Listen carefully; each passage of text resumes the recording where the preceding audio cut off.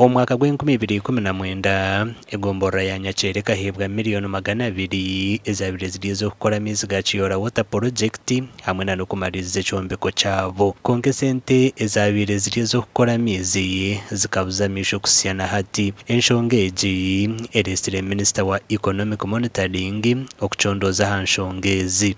Nigeria got some funding direct from the center, I think from the ministry, without notifying the district. The district are not aware of this funding for the water project, of which this water project has never been worked on. We went, even the site is not there, it is totally in air. The evaluation process happened in the district without the design, without the project manager. Okurijjarra hari Minister amakuru g'obushomankwire obugakabahika nikwo kubitamu enkaito okweshyikira omuri district egi. From Auditor General citing out some irregularities in this district. We got report from other sources detailing some issues within this district. So we have come to do our monitoring and cross-check on those issues.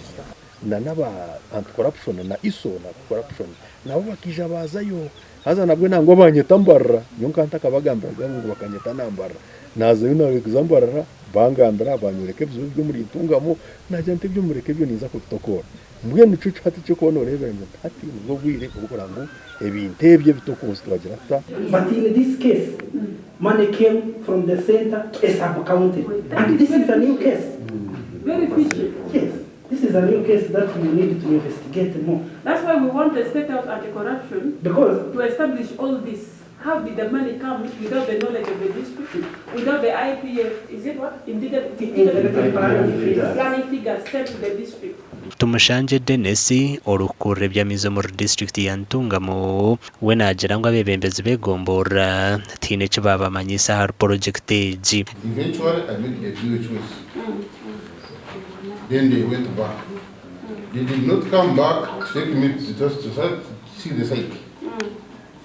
Neither did I participate in making the bills of duties.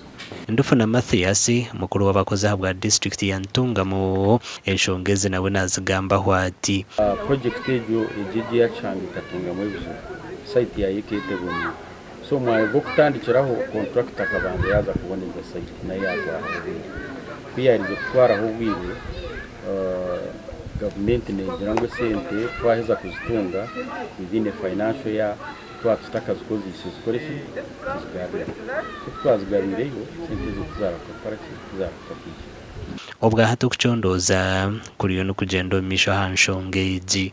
Amakuru agagasha kwa Simon Ayamba.